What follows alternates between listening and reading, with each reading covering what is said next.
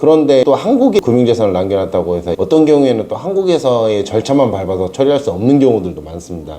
대표적인 게 저희가 많이 또 처리한 것 중에 하나가 망인이 미국 시민권자인데 이제 한국에 일정한 재산을 좀 남겨두셨어요. 특히 금융재산을. 그래서 이제 망인이 사망한 이후에 이제 망인의 자녀들이나 뭐 배우자 등 상속인들이 한국의 은행에 가서 뭔가 인출을 하려고 할 때 은행에서 유상관리인을 지정해와라 이렇게 얘기를 하는 경우가 지금 일반적이거든요. 네. 돌아가신 분이 미국 시민권자일 때.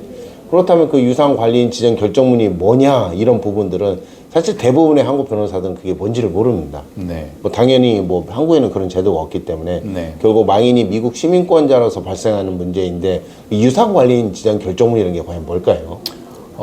제가 앞서 말씀드렸던 그 프로베이트 절차, 미국의 이제 유산 검인 절차죠.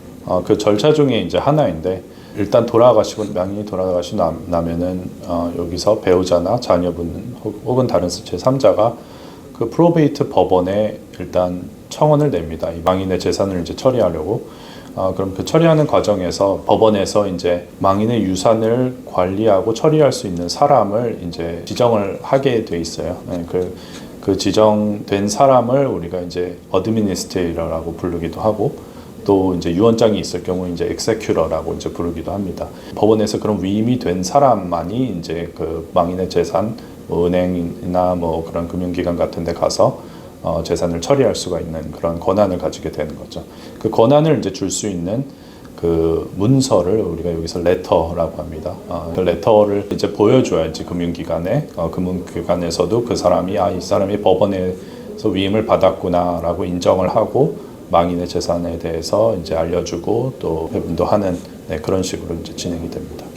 그러면 그 관리인이라고 하는 분은 대부분 가족분들 중에 한 분으로 지정되는 경우가 많습니까? 그렇죠. 보통 이제 가까운 가족분들이 한 부분이 대부분이고요. 수혜자가 되는 부분이 거의 대부분이지만, 근데 이제 중요한 점은 그 망인이 돌아가신 카운티의 이제 거주자를 보통 법원에서 많이 선호를 해요.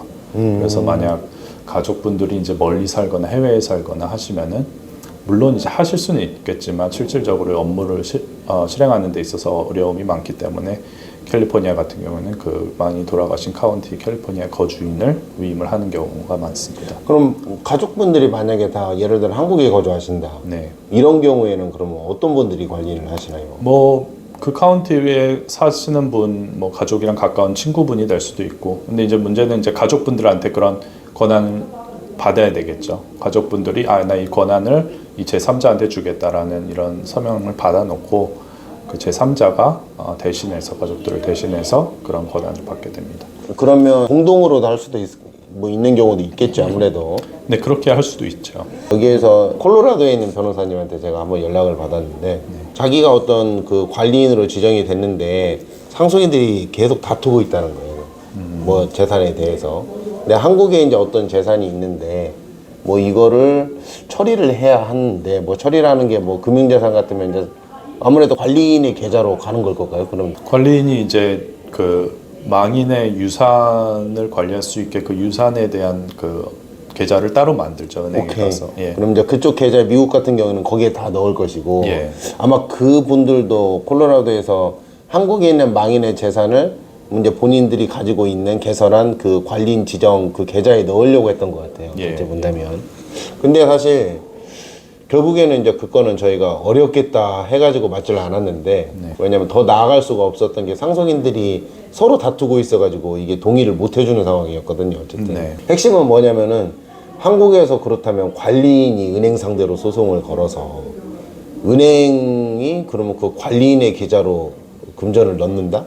이 대단히 생소하거든요, 이 자체가.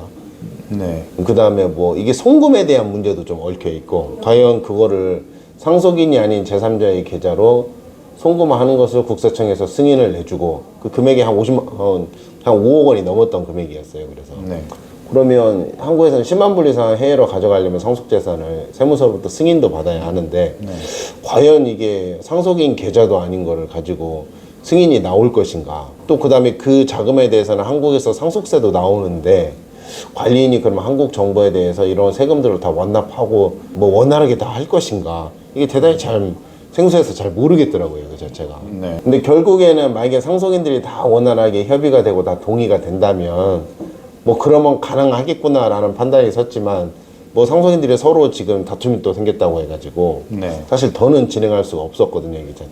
네. 그래서 이게 관리인이 지정이 된다라는 게 한국법의 영역에서는 특히 미국 시민권자가 한국과 미국의 양쪽에 걸쳐서 이런 문제가 있을 때 네.